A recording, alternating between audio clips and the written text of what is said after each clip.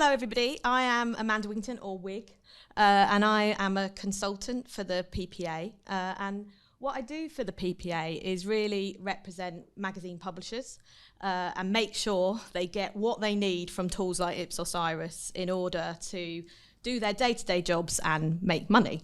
And so I'm here today really to tell you a little bit about what these magazine publishers are doing in terms of using Ipsos Iris for growth. And these 6 on the screen, and I can see some of you in the room, have helped share some of the things and the ways that they are using that data to inform their sort of business strategies. I think it's important to say actually that this is just the tip of the iceberg when it comes to PPA members. There's over 200, and I'm not telling you that to pitch to you. The reason I'm telling you that is there's one thing that connects those publishers, and that's the development and creation of trusted content and services for specialist communities. Now, I want to reinforce that point because actually, if these publishers want to continue to create great products, compelling content, drive and grow engaged audiences and deliver outcomes to advertisers. Everything starts with your consumer. And that's where Ipsos Iris comes in.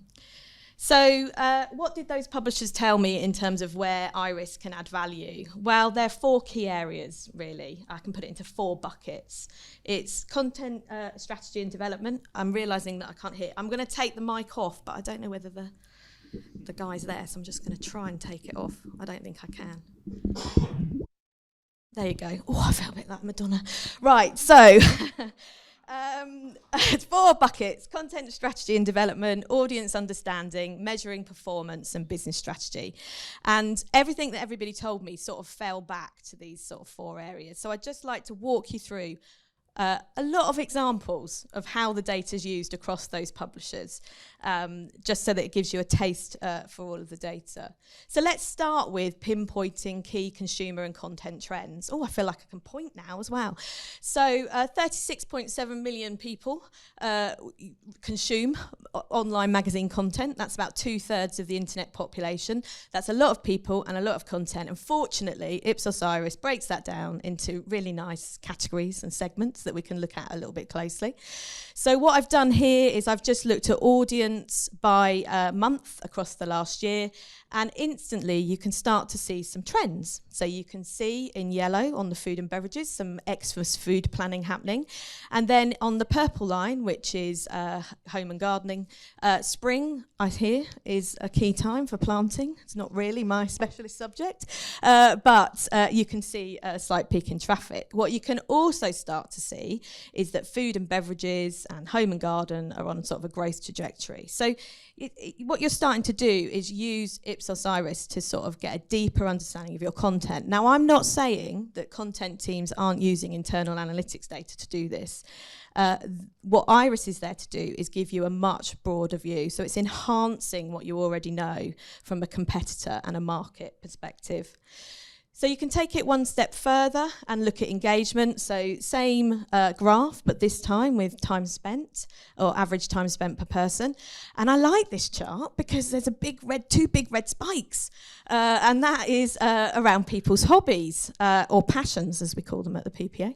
And what you can see is around Easter and the summer holidays, when people have more time, surprisingly, they spend more time with their passions. So not rocket science, but I think what I started to do just from these 2 slides was realise actually that just with that sort of very top line data that you can use Ipsos Iris actually to inform your business strategy. And actually when I spoke to publishers, these were just a couple of areas where publishers are using the data. So those spikes in content are basically ways that you can monetize your audiences, grow engagement, and that's how the publishers are seeing it. So they're using the data to create new audiences and markets for M&A and for product development. Now, I can't share the details of what they're doing because that would be commercially sensitive. But we know that we can use Iris data to sort of help inform that. So a couple of examples on M&A side, you can create proxy audiences. So you can, if you're consolidating or you're exiting a market, or if you just want to size the audience of a market, you can use it to directly inform. And again, I'm not saying that we're not using internal analytics tools to do this. What Iris is doing, I'm going to use that word enhance again, is giving you that extra enhancement so you can look at it from a market and also from a competitor perspective. So what else can I tell you? Now I'm going to move to food. And we're going to talk about identifying growth opportunities. And I'm not talking about my waistline here. A little joke. So food is a really important category. You probably saw on that first slide that the yellow line is way above. In September, 31.2 million people consumed some sort of food online, and that's about 63% of the UK population. So on average, people are spending 19 minutes per person. I'm sure they spend a lot more time thinking about food than looking at it, but I think instantly what you start to see is actually you can put a value on the size of the prize, and that picks up actually on some of the stuff that Sammy and Dave were saying before me. But let me just show you how you can use an example. And Christmas is 46 days away. This is an example from last Christmas, actually. What I've done is I've just plotted audience day by day in December. And we can see these amazing food moments. So weekends, we see peaks in consumption of food content. Christmas Eve goes mental, and there is a 28% increase in average time spent. And then we have this sort of food coma on Boxing Day, where nobody wants to look at anything to do with food, but then we get back to sort of average levels. So instantly you get a snapshot of what people are sort of doing and when. And, you know, suddenly I thought, what if you could do this for like reviews on Black Friday and, you know, TV viewing and all of those things? And actually you can. So you can look at all of these sectors day by day, and it doesn't stop there. Right place, right time. You can also look at it in terms of day parts. So I've taken food again, and I've broken it down by time of day. And you can see that planning for meals, the green line or turquoise line, mostly happens in the morning and afternoon. And actually, that doesn't surprise me, because from a lot of research I've done over the years, most meal planning is done the morning before. And actually, what you can see on Christmas Day is it's definitely food before presents. So people are planning their food before they're opening the presents. Not much midnight snacking, which is the red line. But what you do see on Christmas Eve is that last-minute panic. Or maybe they're just trying to maximise time in bed on Christmas Day. Who knows? But all of this allows you to more effectively target your audiences, you know, giving you more chances to grow your audiences and make money. So on that targeting audiences, I'm not going to dwell on this too much, but obviously a lot of the publishers, the magazine publishers, are using it for ad sales, and I thought what really struck me as I was sort of pulling this deck together is the opportunity to use the different tools that Iris have. So things like exclusive audience, audience synergy, and cross usage reports. All of this shows the incremental value. So if we go back to the sort of growth opportunity and the size of the prize, it allows you to prove that. So what else can I tell you? Well, next level profile data. Now you're all going to go, what the hell is she doing? She's just put a demographic side up there. But this is not just any demographics. This is Ipsos Iris demographics. And they are the Marks and Spencers of demographic data. For any of you who've used analytics data, it's incredibly frustrating in terms of the sort of representation, but also the sort of depth. You can only go to a certain level.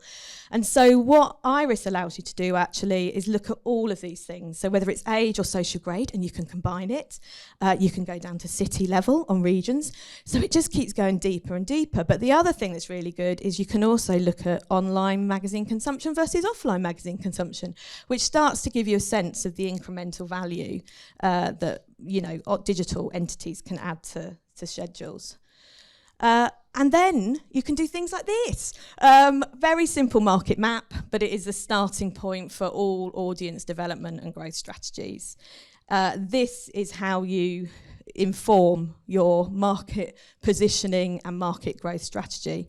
And all I've done is used the index ABC1, across by 35 plus, just so that we can see the sort of relative positioning. And some publishers take that even further and start to benchmarking their competitors. In fact, I'd probably say this is the slide that most CEOs see in their board reports and probably the most used slide. And it's very simple. It's looking at audience, percentage change versus the same time last year, and the audience trends. And what it does is it gives that C-suite instant visibility on what's happening in the market. And it allows them to ask those really difficult questions about why traffic was up and why traffic was down. So, and some take it even further and establish KPIs. We often use KPIs using internal analytics data. But again, another thing, Iris allows you to look at that from a market perspective. So I've just put here average minutes per person, average page views, device type, and audience share, just to give you a sense of the sort of KPIs that you can use the data to produce. And then 2 slides just to finish up. I think what strikes me is that Iris is also talking in the language that we already use on the marketing side. So this is just a profile on the CACI Acorn segments. That's used already a lot in marketing to identify prospects and understand consumers. And now with Iris, you can use it and directly integrating it into your marketing activities. And if you combine that with the day-by-day analysis and the time of day analysis, it gives you much, much richer insight in order to plan those campaigns. And then finally, growing your audience. I've used Fresco here, which is a financial segmentation. I've just profiled the food magazine media sector and focused in actually on those bubbles that are key to that sector. So if you wanted, for example, to target high-income professionals, you can obviously use Iris to find out where else they are online, and that can directly inform your search, your social, and your marketing sort of strategies. So really, I suppose Iris, I suppose what the data shows is that it is integral to all magazine publishers' strategic toolkit. It's not a tool that we're using alone, and as that word I keep using in terms of enrichment is a key one, because it's used in association with all of the other stuff that we have. It allows them to benchmark performance versus the competition, something so simple, but actually something that we shouldn't dismiss. And importantly, it allows you to identify opportunities for growth. That's me.